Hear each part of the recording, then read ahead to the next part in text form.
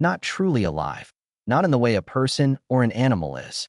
To me, forests were just trees, dirt paths, and the occasional rustle of wildlife. I'd grown up hiking with my father, learning how to read trail markers, how to tell animal tracks apart, how to stay calm when the world goes quiet. That's why, when I tell you something followed me for miles in the woods, I want you to understand this first. I wasn't scared easily, and I wasn't imagining things. The trail I shouldn't have taken the hike was supposed to be simple. I was spending a few days alone at a small rental cabin near a national forest. No phone signal, no neighbors for miles. I needed the quiet. School stress, constant noise, and too many thoughts had driven me to crave isolation. On the second morning, I packed light. A water bottle, a protein bar, a flashlight. A compass, my phone. Useless, but comforting. The trail map at the cabin showed several marked paths. One in particular caught my attention, a loop trail that went deep into the woods and circled back after about 10 miles. 10 miles wasn't a problem for me. The warning sign at the trailhead, however, gave me pause. Trail maintenance discontinued beyond this point. No mention of danger. No skulls. No dramatic warnings. Just discontinued. I remember smiling to myself and thinking people scared too easily. I stepped past the sign. The silence came first. At first, everything felt normal. Birds chirped. Leaves crunched under my boots. Sunlight filtered through tall pines in soft, golden beams. The air smelled clean, damp, and old. About an hour in, I noticed something subtle. The birds had stopped. Not all at once, but gradually. One moment there was background noise, and the next there was nothing. No chirping.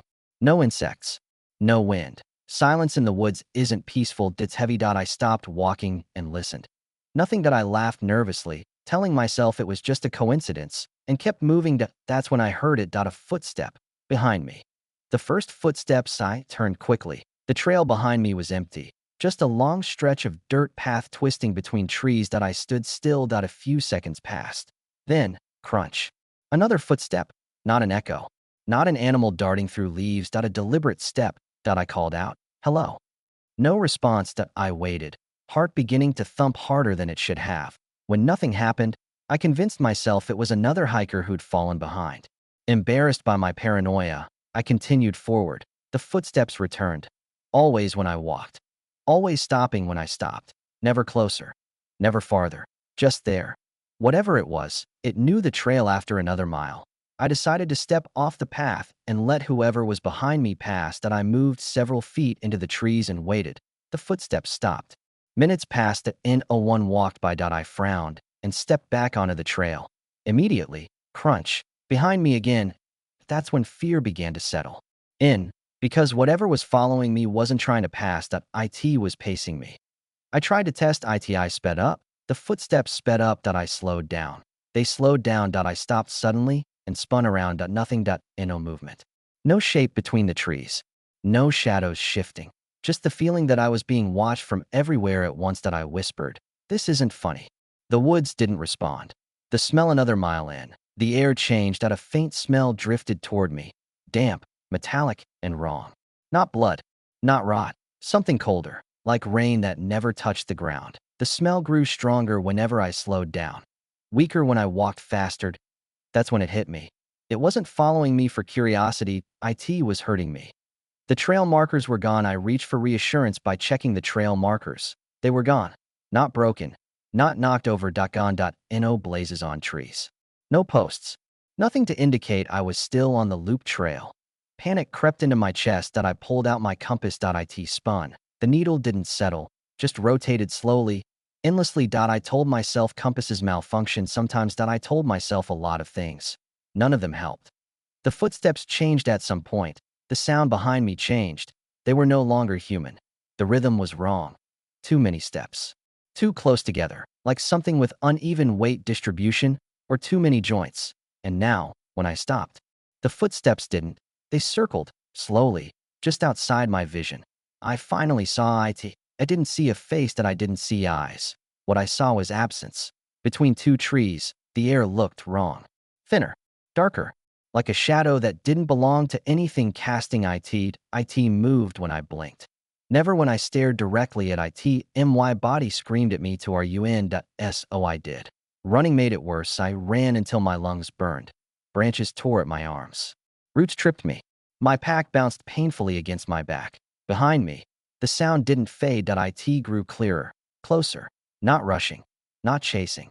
Walking, confident, like it knew I couldn't escape. I burst into a small clearing and stopped dead. The trees formed a near-perfect circle around me. No trail, no exit. And standing at the edge of the clearing, something taller than any human should be, still, watching. It didn't want my body. I don't know how I knew, but I did. It wasn't interested in hurting me. It wanted something else. My direction. My momentum. My choice to keep moving forward. The realization hit me like ice. As long as I walked deeper, it would follow. If I stopped, something worse would happen. So I did the only thing I hadn't tried. I turned around and walked back the way I came. The woods fought me. Every step backward felt wrong. The ground seemed uneven. The trees leaned inward. The air thickened, resisting me like water. Behind me, the footsteps changed again. Angry now, faster, closer. I didn't look back. I focused on moving. Point one step. Then another. I repeated my name under my breath to remind myself I existed. The edge of the forest. After what felt like hours, the trees began to thin. Light returned. Birds, wind, normal sounds. The footsteps stopped abruptly, like they'd hit an invisible wall. I burst out of the tree line and collapsed onto the gravel road near the cabin. I lay there shaking, gasping for air. I waited for it to follow. It didn't. The last thing it did is I forced myself to stand. I felt it. Not behind me. Not watching. Pointing. A sudden, overwhelming certainty filled my mind. A mental image that wasn't mine. A direction. A place deeper in the woods. Like an invitation. Or a warning. I refused it. While I'll never go back, I left the cabin that same day. No goodbye. No second thoughts. Weeks later, I researched the area. No missing hikers reported. No legends. No explanations. But I did find one sentence buried in an old forum post. Some paths don't lead anywhere, but they still want you to walk them. I don't hike alone anymore, and sometimes, when I walk too long without stopping, I feel like something is keeping pace with me, just out of sight, waiting for me to choose the wrong direction again.